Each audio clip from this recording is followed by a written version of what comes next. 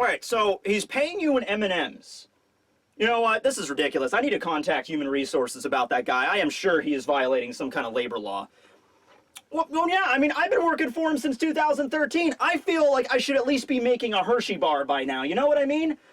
Oh, hey everybody, how you doing? Have you met my new coworker, Barry? This guy's hilarious. Say hi, Barry. I love this guy. Alright, so yeah, Law Tekking back again. I have been freed from the bonds of prison to bring you this new One Piece chapter review. Chapter 954. Hold on a second, let me get this piece of Junior Mint out of my teeth. I used to eat these things all the time when I was a little kid. I really don't have that much of a sweet tooth anymore, but they're pretty decent. Okay, like giving wings to a dragon, which, hold on, let me check the company notes here. Shamisen, not a furry. Right here. See? Right here. That's why I keep this here. Like giving wings to a dragon. Kaido equals dragon. You can't fool me with your really in-depth symbolism there, Oda. Alright, so, let's get right into it with the cover page. So, Beiji's story takes a turn that honestly I should have seen coming a mile away, but I didn't, but I love. Alright, so they have commandeered an enemy vessel that they've, repainted the sail to be the Fire Tank Pirates, Jolly Roger. They also have other words like fire with an exclamation point, and I think it's a heart. It looks like a V from this angle, but I'm sure it says I heart family on the back sail. But, you know, you V your family, Beiji. I V my family too. Alright, so anyway, they've commandeered a new vessel, and I'm sure as soon as they got that new ship, and they threw the previous occupants overboard or whatever, they, first order of business, Beiji aimed all the cannons at the cupcake and was like, "Sink it, men! That is the last time in my life me as a mafia don of the West Blue is gonna be seen sailing around in a giant baked good." Alright, so they sink the cupcake, and now they're heading over to Paradise to find Lola in Thriller Bark, alright? Well, here's the problem. There's only two ways to get to Paradise from the New World. The first way is to go over the red line, and the second way is to go under it. But before they even have the option to even get to one of those two, they first have to get close to the red line, and reverie's going on. Now keep in mind, I didn't see this coming because the timelines are a little screwy here. Right now in the storyline with the Straw Hats in Wano, I'm pretty sure Reverie has already ended. In fact, in this chapter, there's a few days of a time skip into the future, so I think it's 5 days until the Fire Festival right now and at the end of this chapter in the context of the main story. Now, when it comes to Beiji's story, we're probably going back in time a little bit. In fact, it's very possible that Beiji's cover story starts like the day after they escape Totland. Remember, it took some time for the Straw Hats to go from Totland to Wano. It took some days of travel for that, and then they've spent a few days in Wano, at the island itself. So yeah, it could be like the next day after they sail out of Totland, Chiffon was like, "Let's go find Lola," and then that kicks off their cover story, right? So Reverie might not have even started yet, or it might have like been the first or second day when this is going on. But the point is, the Fire Tank Pirates are approaching the red line, and there's a crap ton of government and marine ships guarding the area probably around the red port, and they begin bombarding the Fire Tank Pirates. And so that's the cover page this week. So it's like, man, I don't know what their plan was exactly, because they can't go under the red line unless they have a coating, and their ship is very clearly not coated here. Maybe there's another location similar to the Sabaody Archipelago on the New World side of the Grand Line that they could go to, but the Sabaody Archipelago, it's the top branches of that mother tree Eve. So if the red line is right in the center, and the trunk of that tree is on the bottom of the sea where Fishman Island is, it's very possible that the branches could come out like this, and there could be a bunch of Sabaody Archipelagos. They might not all have the same name, but there could be a bunch of different bubble tree groves on both sides of the Grand Line. So maybe they were trying to go there first to get their ship coated to go down into Fishman Island, because I mean, Beiji, I don't think he's stupid enough to think that they could just go to the red port, commandeer a gondola, go over through Marijois, just like walk by Pangea Castle, like, come on, man, don't mind us. We're just heading over to Paradise. You know how it is. We're gonna go try to find my wife's sister. Okay, it's family business, whatever. All right, man, get on the other gondola. Okay, we're in Paradise now. So I think that's what's happening here is that, yeah, there is some way to get their ship coated to go through Fish Fishman Island, and in the process of trying to get to that location, that's when they ran into these government ships, because they are everywhere during the time of Reverie. So I don't know if this is gonna like connect Beijing into the Reverie arc in some way, or if it's gonna be a thing where it's just like, oh crap, we can't go this way, and they turn around and try to escape, and they try to find Lola a different way. I don't know. Hell, this cover page might even reveal a new way to get into paradise from the New World. Maybe it will, maybe it won't, I don't know, but we'll see where this goes. I'm actually very interested in it now, okay? I told you this was going places. You know, the original premise is just, let's go find Lola. I was like, alright, I guess, but now this is taking an interesting turn. Alright, so now we start off with the chapter. We are in the Ringo region, and we are continuing right where we left off with the exchange between Hiyori and Zoro. Of course, Kawamatsu finds all of the, you know, the swords that Onimaru saved in the last chapter, and so they're good on weapons for right now. And Hiyori just politely asks Zoro, which, by the way, Zoro's pop figurine's upstairs. I didn't feel like getting him. So today, Zoro Roronoa will be played by Izuku Midoriya. So they both have green hair. Just go with it. Okay. So Zoro is sitting there, and he's basically like thinking it over, and Hiyori is explaining a little bit more about Odin. So Odin actually used two-sword style, which is interesting, and she goes into a little bit more detail about the blades. One blade was called Enma, we were already aware of that, but the other blade was Ame no Habakiri. And Ame no Habakiri is, in Japanese mythology, in Japanese lore, it's the sword that Susanoo, the storm god, used to slay the Orochi. Now, I made a whole video talking about like that story with the Orochi and how Susanoo ties in with it and everything. Basically, Susanoo knows that the Orochi loves alcohol, and it has like a bunch of heads, so he lays out a bunch of vats of alcohol for the damn snake monster thing, and the snake comes at like a farmhouse, and the snake, of course, cannot resist alcohol, so it starts to drink all of the barrels left out by Susanoo, and then he just basically takes out a sword and slices off their heads. But yeah, Ame no Habakiri is that blade in Japanese mythology, so it is implied here that whoever gets Ame no Habakiri, that's probably going to be the person to kill Orochi, if anybody, alright? Now, the way that Hiyori explains this is, yeah, Odin had two swords, and these two blades were then passed down to both of Odin's children. Ame no Habakiri was given to Momo, and Enma was given to Hiyori, right? Now, we still don't know exactly where these swords are right at the moment, although we do get to see what they look like. We don't get to see which distinguishes one from the other, which is Enma, which is Ame no Habakiri. I'm going to assume, because Enma is the god of the underworld, the black sword is Enma, and the white one is Ame no Habakiri. Also, if this is going to be the blade that Zoro is going to end up getting, I feel like he already has, like, the white sword. That's his Wado Ichimonji. I feel like getting another white one, that wouldn't really fit the aesthetic too well. And plus, you know, I mean, look at Shusui. Shusui had a black scabbard and a black blade, so I think it would make sense for the next blade for him to get, if he's going to be switching out Shusui, to also have the black scabbard aesthetic going on. So that's most likely Enma is the black sword, and Ame no Habakiri is the white one that has like the flower print on it. They both have a flower print on it there, which also kind of, even going back to Shusui, I mean, the guard is like a flower thing, so that might be just indicative of swords in Wano. They have like a flower design on them because it's, you know, Wano, it's the country of like sakura petals and things, right? So, Kawamatsu is not for this. Kawamatsu still has really no idea who Zoro is. Like, let's keep that in mind. Like, he knows that he's not an enemy, because it's like they're, you know, Hiyori clearly trusts him and everything, but still, Kawamatsu just met Zoro, and I don't even know if Kawamatsu knows that Zoro is a member of Luffy's crew yet, and even if he did, Kawamatsu barely even knows who Luffy is. He just met him, like, in the last few days.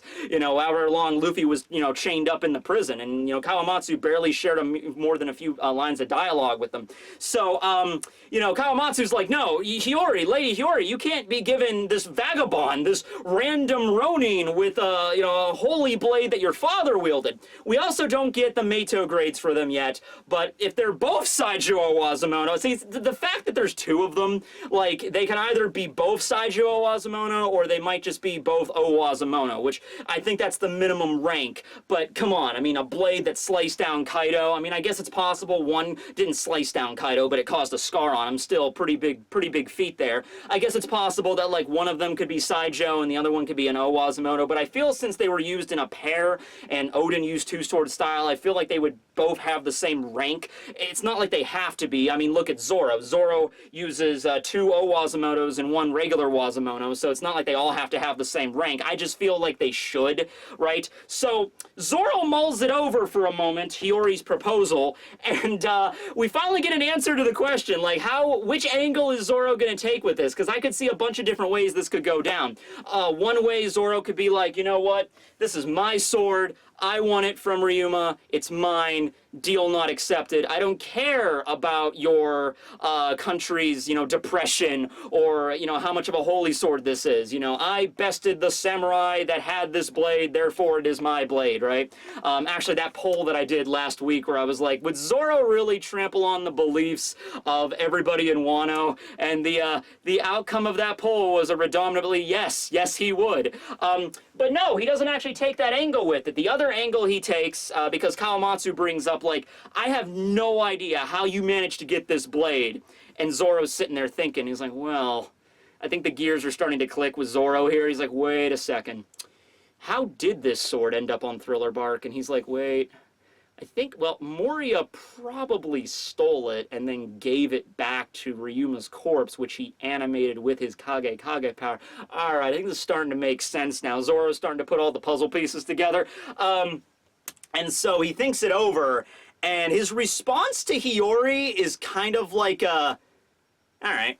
It's nothing like a big, like, I suppose I could take your blade in exchange for this mighty sword. Like, no, it's like, yeah, I guess, as long as you're giving me another sword, and it's like this great sword that's like super powerful. I mean, like, I guess I could give Shusui back for you if you give me this other blade. And, however, there are a few things to note here. Number one, Zoro does specify, like, yeah, I want it from Ryuma, but to be fair, he was a corpse being, moving around with somebody else's shadow at that time. So I think Zoro kind of even clicks, like, it's not really Ryuma. And I made a whole video about this last week. If you want to go check that out, I go into the whole thing of like, all right, was it Ryuma? Wasn't it? Okay, all that crap. I'm not going to go into that again. But I think Zoro realizes, like, it's not the same thing as if he, like, actually fought Ryuma when he was a living person and he gave him Shusui. It's something kind of different because he was a reanimated corpse, right? And the blade was stolen to begin with by Moria, right? So Zoro decides, yeah, I'll do that. I guess it's okay. It's just, I really want to go see Ryuma's grave after this is all over with, right? And Hiyori agrees, and Kawamatsu is still kind of... Kawamatsu thinks Zoro's, like, delusional or something, because, like, wait, you fought against Ryuma? Okay, you must be, like, loopy in the upstairs department or something. You gotta be Coco for Cuckoo Puffs or some way, because, he's been dead for, like, 400 years. So they don't really... I still love that Zoro really hasn't explained the situation. I kind of want that. I was saying it as a joke, but I kind of want him to sit down to, like, Kawamatsu and explain the whole shadow thing. Don't really explain it in great detail, but I just want him to say the story. Like, yeah, I fought against Ryuma. He was reanimated with a shadow by a giant onion human. I just want to see what the reactions would be to the people in Wano when he tells them that story, So no, Zoro as a prideful, as an honorable swordsman, I think he realizes how significant Shusui is to the country, and this is the first time that somebody has actually sat Zoro down and explained this, other than just trying to steal the blade from him. Hiyori is explaining why it's so important, and, how important Enma is also as well, and Ameno Habakiri. So Zoro's like, you know what? Considering, Ryuma was this great swordsman and everything, he was a sword god, and, I'm an honorable swordsman as well, maybe I should leave this sword here. But he wants to go see Ryuma's, like, his grave, maybe to pay respects to it or something, or I don't know, commune with his samurai soul. Like, I don't know if that's an ability Zoro has, but if he did, I mean, like that scene in Samurai Jack in the last season where he starts seeing the ghosts of those samurai around. Like, Zoro walks over to Ryuma's freaking tombstone and he prays, and, like, Ryuma's, like, spiritual essence begins to ooze out of it, and you see an image of him standing there, and he just kind of, like, holds up Shusui and is just like, So, yeah, it seems like, yeah, I mean, last time I thought it was pretty much set in stone that he was going to trade up Shusui, but this pretty much clinches it right here. Zoro agrees to the trade. All right. So now we cut over to the Flower Capital with the single best character in the entire story. That's right, Law is here. Now, we cut over to Raisetsu Town where we see the prison gallery, whatever, and the prisoners are still locked in. They haven't gotten out yet, so that means they can't really help out with the rebellion. I mean, that's still, I mean, they already have like 3,500 soldiers from the Udon prison, but still, they need every help they can get, right? So these guys need to get out at some point, but that's not what we're focusing on. We focus on Law, who's in the interrogation room with Hawkins, but things have changed a little bit since the last time we've seen this interrogation go down. Things have gone all Jack Bauer flipped. Hawkins is now on the floor, bleeding out, as Law is holding up Kikoku right to his throat, and he's the one doing the interrogations. I have no idea what happened here, but let's just roll with it. Okay, so Law, his question is, he asks about the Kid, Apu, Hawkins alliance, because that was something that was reported in the newspaper. It was at that meeting that Kaido appeared and everything kind of went south. Well, we actually find out some more information about that, and it makes more sense now. Kaido did not land there by accident. So what happened was, Apu was already a member of Kaido's band before the alliance was even made. Apu was basically kind of like setting them up, right? So that would make sense because we saw Apu talking over a Denden Mushi to Kaido that one time, and he was like calling him like Kaido-sama. So we just assumed that after the exchange, after the meeting, Apu just immediately relented, but no, that wasn't the case. Apu was already a member of his crew, and I think he was beginning to set up Hawkins and Kid, trying to get, you know, stronger fighters on Kaido's side. Maybe Kaido just took the scenic route. He was like, all right, I need to go over there to confront Kid and Hawkins, but might as well jump off a sky island and, you know, try to off myself along the way. Shrumbly bum bum. Well, that didn't work. Okay, back to work. All right, everybody, join me or die. There you go. I'm Kaido. How you doing? You know, so Hawkins, as we already know, he is somebody that listens to his tarot readings above all else. Okay, so he did the whole shtick that he did with Kizaru, where he was looking at the cards and he's like, chance of victory in battle, 0%. You're like, all right. Chance of escape, 0%. Okay.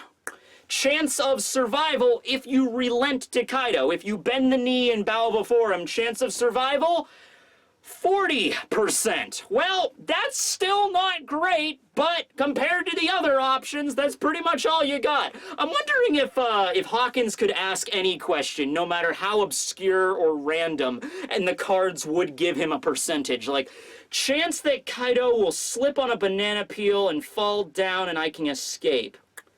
2.6%. Okay, well, that option's on the table. Let's see. Odds that Shanks will show up and slice Kaido down, allowing me to escape. 0.4%. That's not good.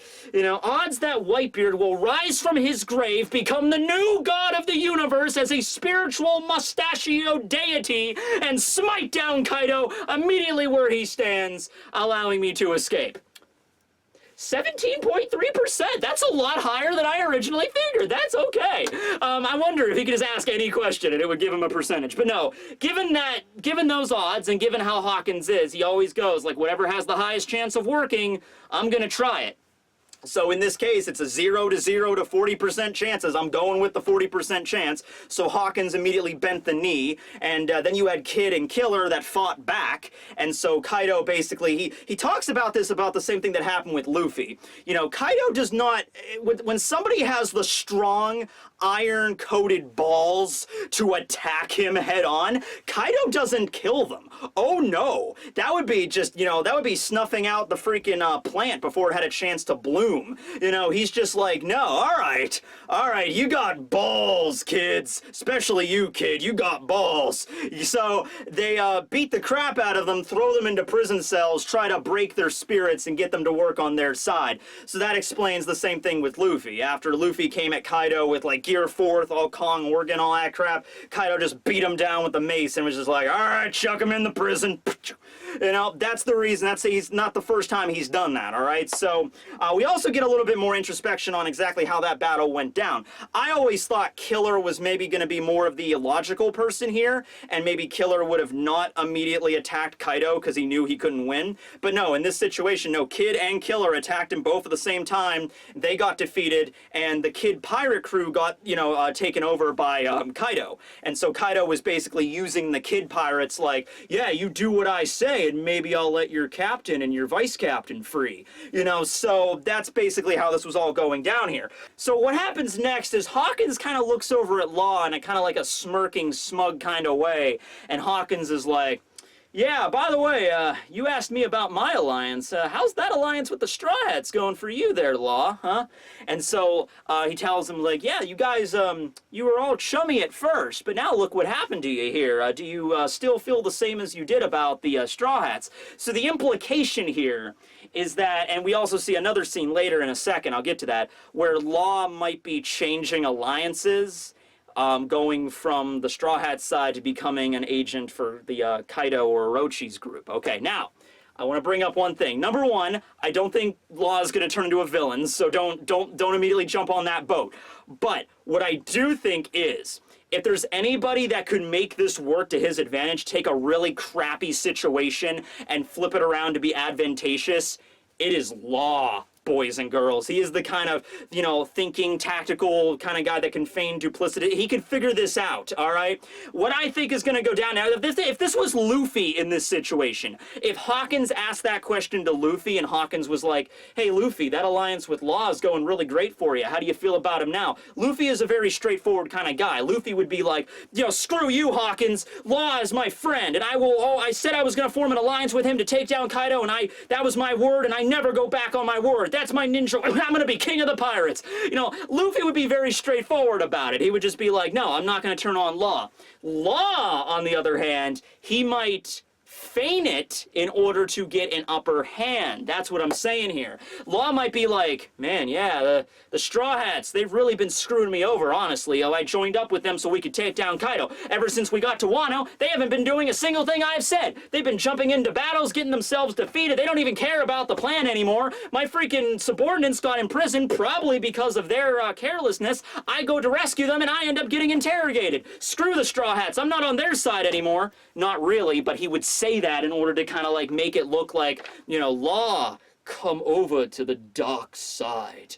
We have cookies. And Law's like, I'd like me some freaking cookies. And he goes over there, and then later on during the battle, he freaking, double crosses the double crosser. That's how you get all crossed up, all right? So, I'm thinking that's what's going to go down here. So, we don't know the answer that Law gives. Hawkins asks him, how do you feel about the Straw Hats now? And all we get to that is a cut to black and Law saying, it's none of your concern. And then, shing, we just hear a slash sound effect. And then Law walks out of the cage. So it seems to imply that Law just sliced Hawkins' head off. Now, a few things with this. Number one, Hawkins has a devil fruit that allows him to counteract that effect. I mean, I guess unless Law was just sitting in there before we joined in on the little interrogation, Law just had Hawkins pinned down on the floor, and just took out Kikoku and just like, all right, stay still. Life -1, life -2, life -3, life -4. How many of these do you have? I'm like, oh, last time I checked, it was like in the, I think, the triple digits. Oh my God. Life -74, life -75, life -76. Okay, fine. We good? All right. I don't think he could keep, like, hundreds of lives stored up. I think maybe 10 is a maximum, but it's possible that he could have just been in there, like, stabbing him repeatedly until, his wounds stop healing, and then he could kind of understand, all right, now we're down to the last life. And then just now, he slashed his head off, and then Hawkins is dead. But also keep in mind, even with, like, Law's regular powers, like, he can slice you apart and you won't die. So it's possible maybe Law just took his sword and used his room and then sliced off Hawkins' head so his body can't move and follow him, but he's not dead yet. I don't think Hawkins is gone from the series right now. I don't think Oda's gonna take out one of the supernovas off screen, all right? That would be kind of a kick in the teeth, right? Especially with Hawkins. He's one of the cooler ones, right? So anyway, as Law is walking out of the prison, I'm getting Kubo flashbacks here. Kubo would always end chapters like that, the mysterious shadowy foot in the distance. So Oda doesn't end a chapter like that, but he does have have the shadowy foot as Law is walking out of the cell in the corridor of the prison. There's a shadowy figure, and Law basically, he doesn't really talk to him. He doesn't turn to him and talk to him directly. He just kind of walks away, and he's just like, you know, if freeing me is part of your conspiracy or your plan, whatever, I don't care, I'll take it. And then Law just proceeds to walk out. Now, we don't know who this person is, but it seems like they broke into the prison, and they're the ones that freed Law, and then Law beat down Hawkins, and now he's walking out, and Law has really no idea who this person is, and he's like, I don't know why you decided to break in and free me, but whatever, screw it, I'll take it. So this person might be an ally of the rebellion that broke into the prison to free all of the other samurai, and Law was just in there at the right time for him to get freed as well. I'm going to assume this is Kyoshiro.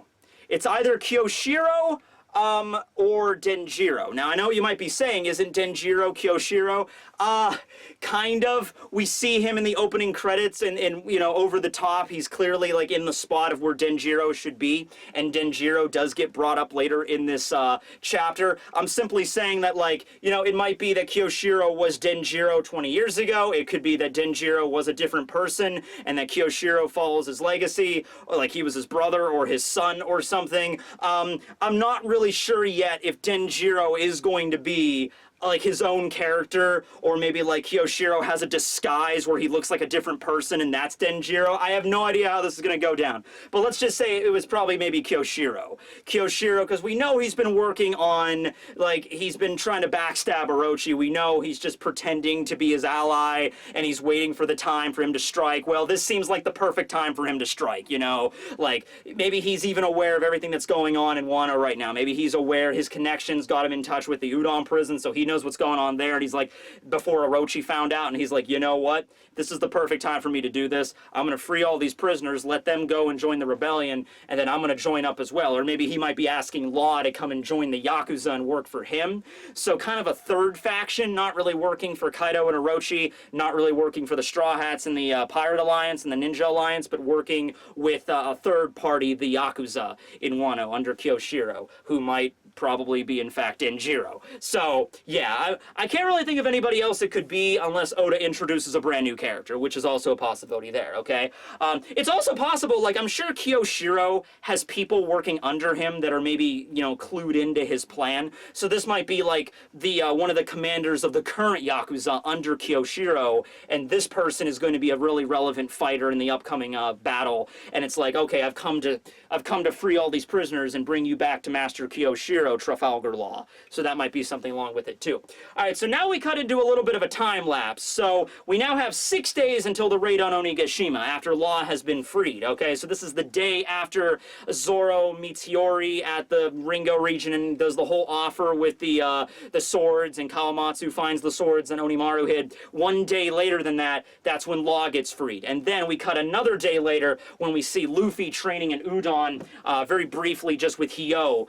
Basically, they take this giant slab of steel from the ironworks, and Luffy is just pounding the ever-loving crap out of this giant steel sheet with his armament haki to improve it to get to that Ryuo, to get to that advanced armament haki, while Hyo cheers him on, like, remember when you fought Kaido? Remember when you punched him? Remember how it didn't do jack diddly shit? You need to go further! Go beyond! Plus ultra! I'm sorry, I'm king of the pirates! Yeah, I'm king of the pirates! Kaizoku Oni! Alright, Wanara! So, you know, they're training, they're going at it, you know, it's really hot-blooded, you know, in this prison right now. And that's pretty much all we get. The prisoners are in the background, like, holy shit, that kid's pounding that steel sheet like it's freaking jelly or whatever. And this thing is huge, by the way. Like, it's basically like a giant steel door that's, like, wide but also pretty damn thick, and Luffy's just pounding the thing like it's crepe paper, okay? So, yeah, maybe not crepe paper, maybe like cardboard. There's some pretty sizable dents in it, okay?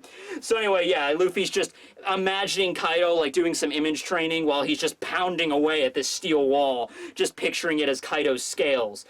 So yeah, train on, Luffy, train on. So now we cut over to the Amigasa village, where we have the headquarters of the rebellion right now. We have Kinemon there, we got Frankie and Nami, they have arrived, and Frankie's like with the other shipwrights or carpenters. He's like, we'll fix those ships up in a jiffy, super! So yeah, they're gonna fix up those ships at the Itachi port. Awesome. Then we cut over to Udon and Ringo and Kibi. Keep in mind, this is a few days later, so Ocho, the leader of the Ringo Yakuza, she has arrived in Ringo and is beginning to procure the weapons from Kawamatsu, so they've already met and they're trading off the weapons. So all of this is moving along a lot faster now, okay? I mean, this might feel a little bit like rushed, but also keep in mind, like, days in days in manga can last a long time. It's very possible that we're just going to skip through most of the days of this week, and then like the one day before the battle, that could last like 15 chapters, okay?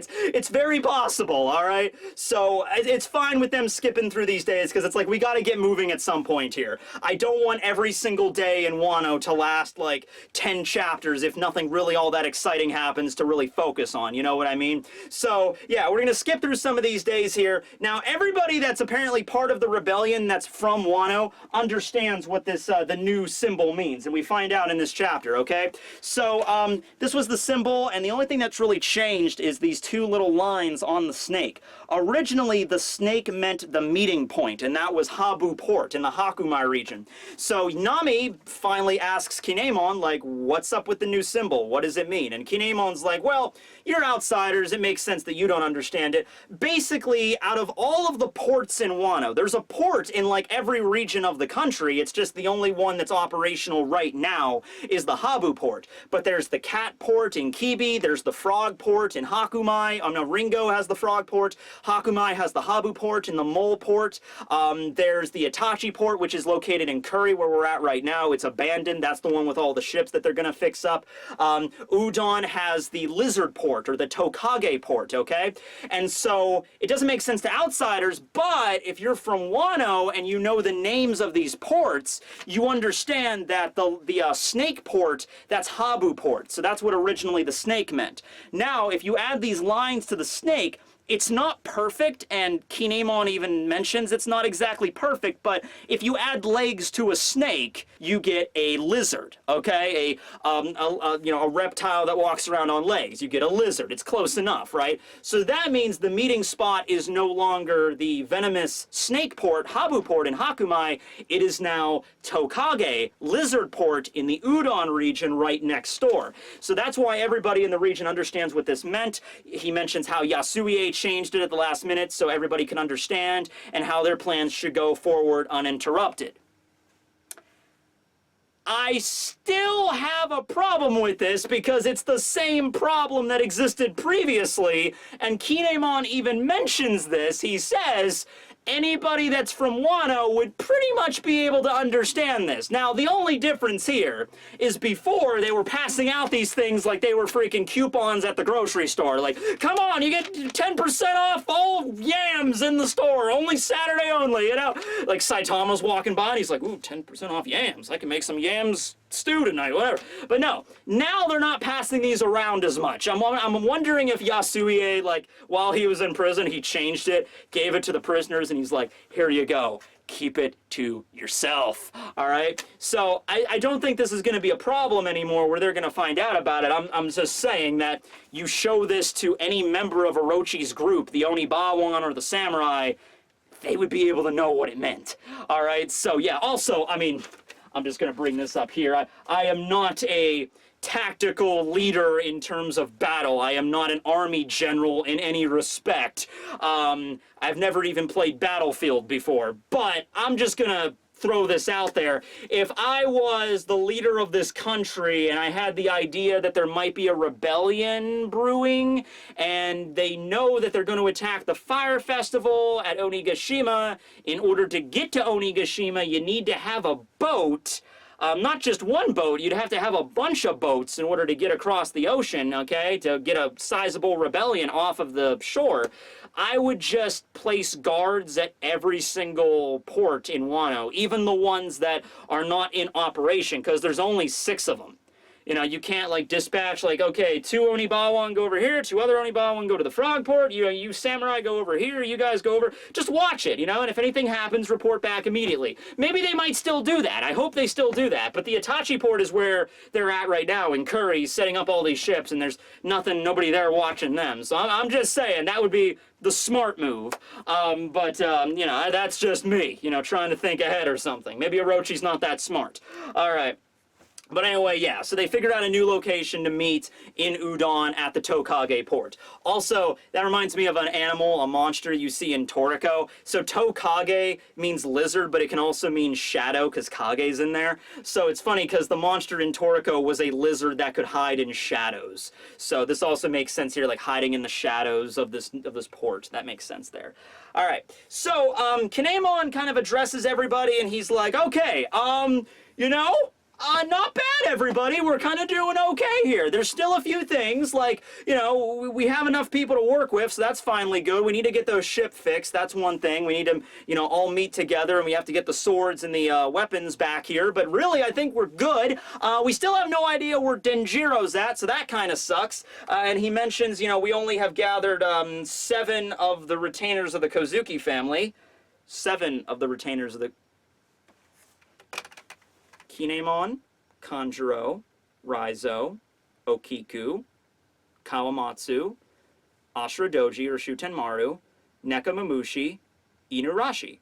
Oh, because Nekamamushi's not there yet. Okay, I was like, wait a second, 7, but you have 8. I'm like, there's only Denjiro that's missing. Yeah, Neko isn't there yet. All right, well, once Nekamamushi arrives at the island, then you'll have all 8. Man, you know, I feel like in little things like that, I would have just looked over if I was writing this story. All right, Oda, well, good on you. Oda's keeping his facts straight. He's like, oh, I know, no, Nekamamushi's not there yet. All right, we're probably going to have him be revealed. Maybe in the next few chapters, he'll arrive at the shore, and he'll get everything going. Nekamamushi will arrive and like, all right, what do I need to do? I'm like, not really much of anything. We kind of got everything settled. You know, Yasuie's dead. Oh, yeah, Yasuie's dead. I'm like, oh, what are you going to do?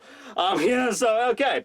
But, anyway, yeah, Kinemon sits everybody down and he's like, all right, let's begin the strategy meeting, ladies and gentlemen. And then that's the end of that little section there. So now we learn a little bit more about geography.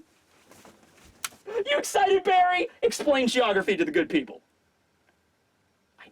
Okay, yeah, don't worry, I got it. I know, you're a little shy. It's okay. All right, so we've already seen what Wano looks like from a bird's eye perspective, but now we get to see it from a side angle. I love the side angles. All right, so we've already established that Wano is like on the entire island, is like on top of a giant plateau, because in order to get there, you need to sail up this giant waterfall. And the narrator comes on here and he says, all right, so there's normally only 2 ways to get into the country of Wano. One is like the main entrance, which is the waterfall. You just have to hope that you somehow manage to grab onto the koi that'll carry you to the top of the waterfall, which is where Wano is located, right? That's the main way to get into the country. Still a little difficult, but possible.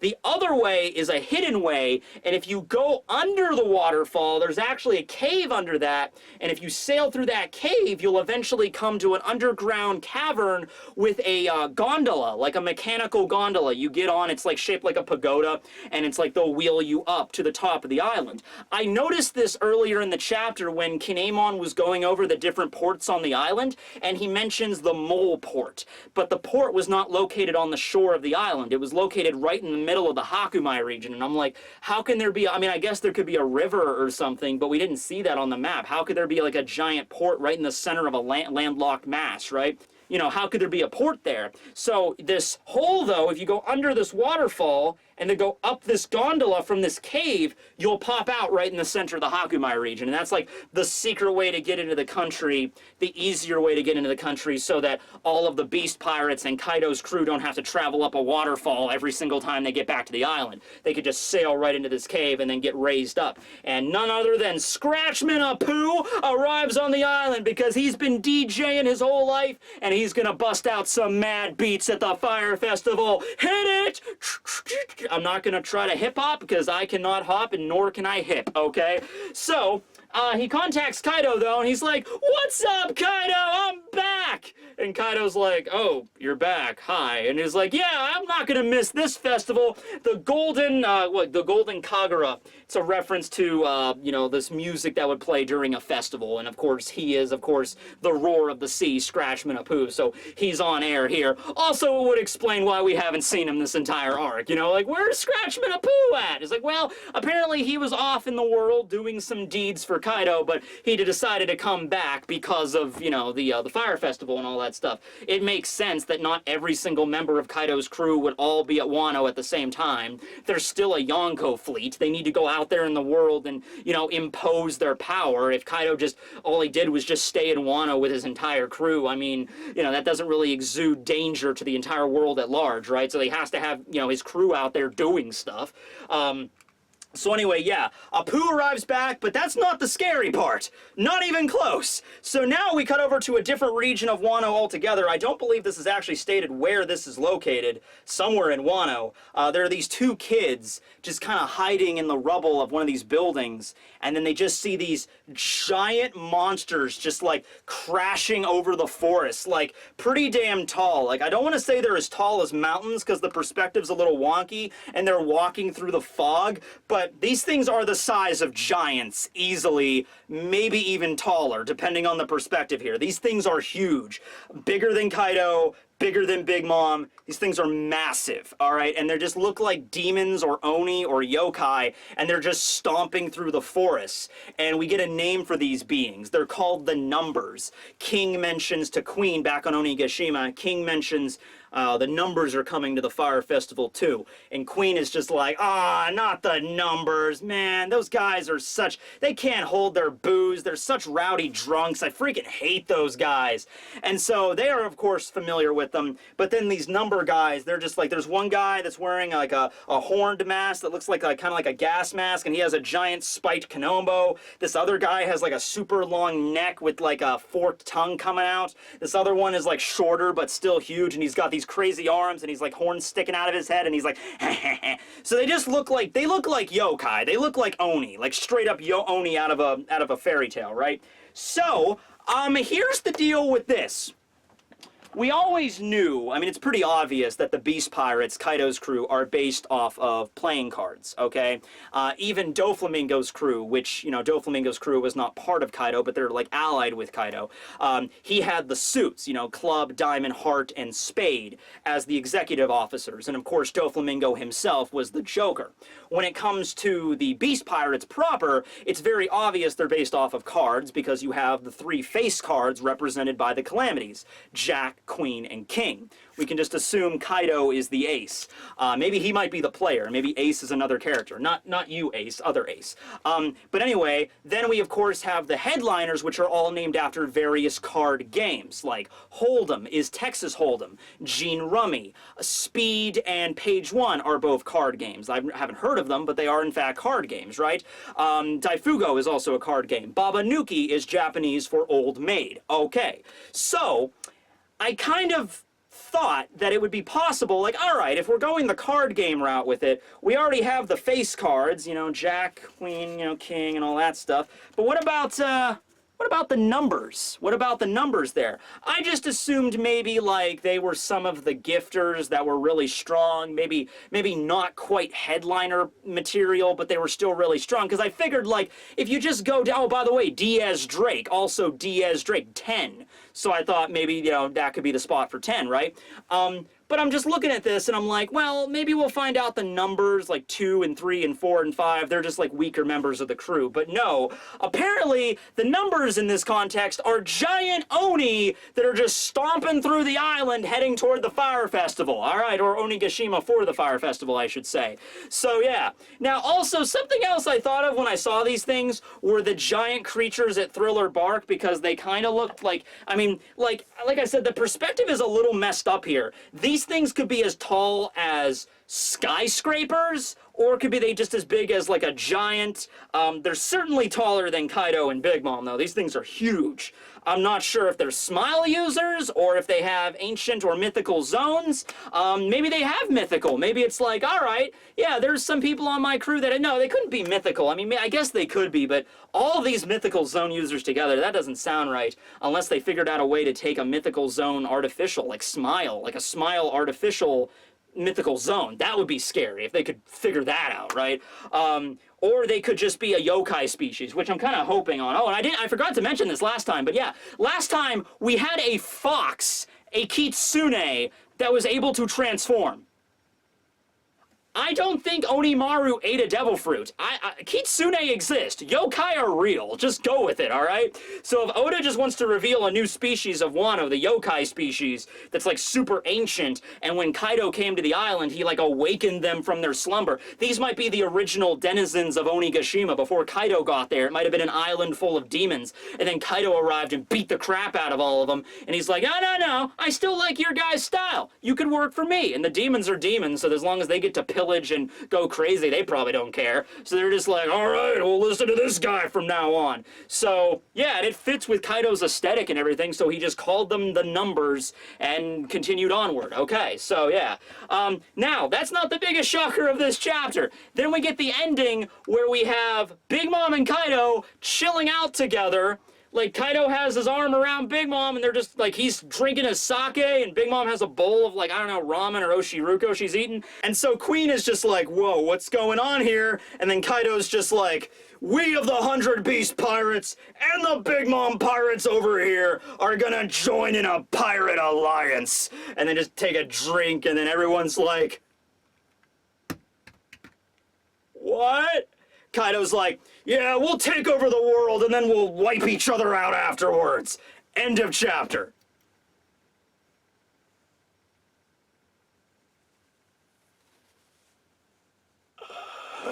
The world is going to end. Actually, funniest thing is at the end of the chapter, you actually get to see Onigashima crying. Like, the actual skull of the island is crying. Like, oh no. Now listen. We've known about this for a while, how dangerous it is for two Yonko to work together. Like, when Kaido's crew and Shanks' crew were going to meet together, that was a big event for the Marines. They had to stop that beyond all else. That was, like, top priority, because that'll really throw the balance of powers out of whack if two Yonko form an alliance and work together. That could rival the Marines or greater. So that's really dangerous. So that's the first instance of this happening, an actual Yonko alliance going on. So that's big news right there. But also, I mean, like, I'm not going to say it's like they had a sexual relationship or something, but they clearly did have a relationship in the past, and it might very well be that relationship that's what got them to understand each other. Or maybe they were just beating the crap out of each other for like 2 days straight, and they were just like, wait a second, wait a second, wait a second. I'm really strong, and you're really strong. Why don't we just take over the world, and then after we figure that out, then we'll just, you know, battle each other again for the supremacy of the whole thing. Do the hard part first. The hard part is taking over the world. They don't just say taking out Luffy. They don't just say taking out Wano or controlling Wano. They say take over the world. So I think, I mean, they're not the smartest crayons here, but I think they figured out, wait a second, if we work together, we're two freaking emperors. We can, like, take out the Marines and the other Yonko. If we really pull our energies together and the rest of the pirates and the supernovas, we have the supernovas working for some of it, we can take us out. And then, after we both control the world, we'll just fight again, and then whoever wins that fight will control everything, rule supreme alone. Let's do the hard part first. So it's like, okay. I mean, by that logic, it makes sense. Also, this doesn't have anything to do with the chapter. It's just something I'm personally proud of. So I read the spoilers for the chapters before they're out, because it's kind of like I have to know what I'm talking about a little bit, you know, to prepare myself a little bit. So the first panel I saw was this one with Kaido and Big Mom, like, you know, all cheery and happy together. And this was actually the first manga panel that I ever translated myself. I actually saw the raw version of this in Japanese. And I know, just by looking at the panel, you can kind of tell what they're saying. But still, I just felt proud proud of myself that I've learned at least enough Japanese. Like, okay, I know what that kanji means. Okay, Kaido said ware, which means myself or oneself, and okay, all right, I'm understanding this now. I'm like, okay, so I'm proud of myself there, right? Not on like Artor's level or anything, but I'm getting there. Okay, so yeah, that's the end of the chapter and a break next week, as you could probably figure, with a shocker like that. And we're still, that would have been a perfect time to end Act 2. You had a whole chapter going through everything, like this is what Luffy's doing, this is what Zoro's doing, this is what the other Straw Hats are doing, this is what Kinemon's doing, this is what Law is doing, and then at the end of it, you get the freaking number reveal, and then Kaido and Big Mom forming an alliance. If that's not the perfect time to end Act 2, Oda, then what else do you have for us? Like, the next chapter, freaking Eneru just appears and just like, a new challenger arrives. Strum the shamisen. Woo, Act 2 end. Like, what else could you do with this? Like, seriously. All right, well, I'll have faith in him, I guess. I mean, he's the mangaka. He knows what's going on. All right, so more than anything, I mean, I am interested in what's going on with Law. I do think the person that freed him is tied with the Yakuza, might even be Kyoshiro himself. I am interested in that. Of course, I'm interested in going on with, like, Zoro and where Enma and Ame no Habakiri are hidden, and finding out about Ryuma and everything like that. I am, of course, curious. And, of course, the alliance between Big Mom and Kaido, that's a big thing. But the thing I'm most curious about right now is the deal with those numbers. I want to find out what they are, if they're Devil Fruit users, if they're Smile users, if they're legit yokai, how big are these? I want stats on these guys, all right? I want to find out, like, where they come from, you know, how they talk. I want to find out the whole story behind these numbers, all right? Because these numbers might be the key to find out, like what the history of Wano is. Like, yokai used to live there, and then they all lived on Onigashima, because Onigashima was obviously there before Kaido arrived. Like, I highly doubt, like, he built Onigashima. They might have built his castle, like, his mansion there, but I think the giant mountain of a skeleton of the skull of a giant, that was always there, right? So, yeah. Anyway, that's the end of the chapter. Let me know what you think below about the numbers and about the yokai thing and about the alliance between Big Mom and Kaido and how this might shake down. I'm thinking that it still might go along the lines of, like, all right, they're fighting, you know, together, but then one might do something to tick the other one off, like, Big Mom, I told you to go over there and attack them. Instead, you came over here and attacked this. I'm like, I do whatever I want, you old fool! Or, oh, maybe, like, Big Mom eats all of Kaido's food or drinks all of his sake at one point, and Kaido gets back and he's just like, where is the last sake gourd? I drank it. I wanted some booze. I'm like, I have had a hard day at work today, Linlin, and I really needed this. I just feel like you don't understand me anymore.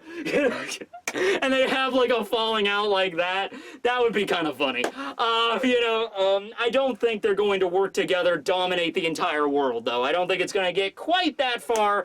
But the idea, I mean, makes sense. And if we're just thinking it from a pragmatic standpoint, I mean, yeah, take over the world first and then fight. All right, so, okay. Yeah, or I feel like if they actually did manage to get that far with it, I think then, like, Shanks and Blackbeard would show up and then we get, like, a four-way Yonko battle. But how much I would love to see that. That still probably will happen at some point in One Piece, but maybe near the final battle kind of deal, not right now. But still, like, Shanks finds out about an alliance, he'd be like, okay, I guess I gotta move on that right now. And I gotta put the Big Mom and Kaido in their place. And then Shanks walks off to the Red Force, and then we get his bounty, like, Shanks, no, Shanks D red hair, or whatever, something stupid, like he has the Willow D, bounty.